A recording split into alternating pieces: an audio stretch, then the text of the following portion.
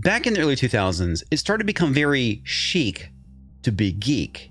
And I think this has a lot to do with the access to broadband internet. Back in the 90s, it was a very select few who were getting online because it was a pain in the ass. The internet was very slow, and quite frankly, it just wasn't very popular. But in the early 2000s, I started seeing this commercial. I don't remember the name of the company, but it was 1-800-BE-A-GEEK. And that I started seeing where it became popular to be geeky and to get into geek things. And this led into a bunch of fake fans as well as fake geeks. Now, when I was in high school and college, if you wanted to be a part of a particular subculture, you had to prove yourself. Gatekeeping existed for a reason, to keep the posers out. But somewhere along the way, gatekeeping became a bad thing, which leads us today where we have fake geeks and fake fans. And nothing personifies this more than this Jezebel article. Who forgot to invite Chun-Li to the Mortal Kombat? Shoot me in the face.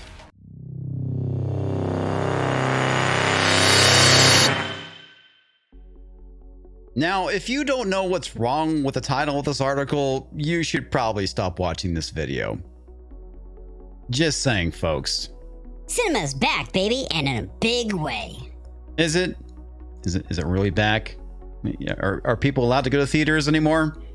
I mean, you know, the coof. That's still a thing, right? Is it? Is it as dead as cinemas? Just asking questions. Forget auteur films of award season where two people stand at the edge of a cliff somewhere in Great Britain, pining for each other, but never find a way to make their relationship work. There is a new Mortal Kombat hitting HBO Max, and life is fucking good. Oh, I get it. That's a Lighthouse reference, but I'm not really sure what this has to do with Mortal Kombat. Yay. Anyway, I saw the trailer and it looks pretty good. Now, my understanding it's written by the same individual who wrote Wonder Woman 1984, which is not exactly good, but the fight scenes look pretty good. Could be fun. Could be terrible too. Could be a lot better than Mortal Kombat 2, but that's setting the bar really fucking low. I'm just saying. Scorsese's shaking in his oversized spectacles watching, probably for the 15th time. God. The trailer for the latest film version that brings to life the gore of the original video game. This person is a fucking idiot. The trailer itself is worthy of at least 2 Oscars for its special effects and stunt coordination, specifically for the preview of a scene where Sub-Zero turns his enemy's blood into a knife. What? Oh my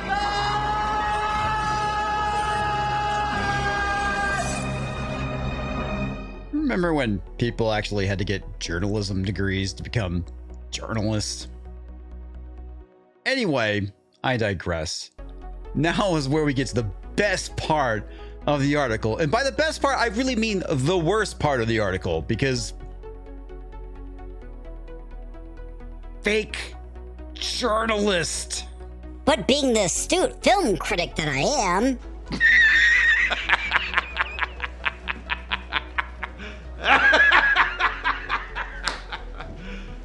You serious? I immediately clocked a glaring error in the film. Where in all the realms is Chun-Li? You serious? If there's a battle for the fate of the Earth, then don't we need all of the greatest warriors gathered, which would include Chun-Li and her spinning bird kick that can knock a man's head clean off? Sounds like a pretty big plot hole to me and the ultimate Street Fighter. You know, I don't know if the person who wrote this article is actually trying to clown us, because I really do think Jezebel is that fucking stupid. It's supposed to be won by a ragtag team held by Sonya Blade. No offense to Sonya stans. Dans? Did you mean Sonya Dans? Does Jezebel have editors? asking for a friend. Absence of Chun-Li aside, the trailer is the dog's bollocks, a term I learned from watching The Bridge, also on HBO Max. If you're into competition shows, and the extremely bloody action-packed film, which is super realistic study on the cross-section of Kung Fu and elemental magic, will premiere on April 16th.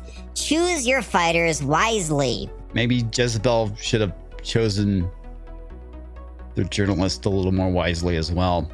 Well, at least they issued a correction down at the very bottom past subscribe to our newsletter. Updated 4:39 p.m. Jezebel has discovered the answer to our question about Chun-Li's erasure, and it's that Chun-Li is not part of Mortal Kombat Megaverse. Wow! Like I said, I don't know if Jezebel is actually trying to clown us. I mean, if they are, touche, great job. But I kind of feel like the person who wrote this article did zero fucking research. Zero! Which is the reason why they had to issue the update at the very bottom of the page. Wow, at least do your research. Come on. I mean, I don't consider myself to be that much of a Mortal Kombat fan. I used to play the game in these things that you would call arcades, which are basically extinct now. And I saw the movie in the theater, and I know that Chun-Li is not a part of the Mortal Kombat franchise. Like I said, I don't know. Maybe they're fucking with us, but I think people really are that stupid. And I think journalism has become such a trash art form that they really would let this slip past them. What are your thoughts, folks?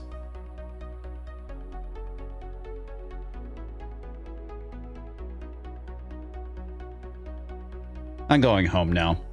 Wow, you made it all the way to the end of the video. Well, if you could do me a huge favor while you're here, if you're new to the channel, go and click that subscribe button.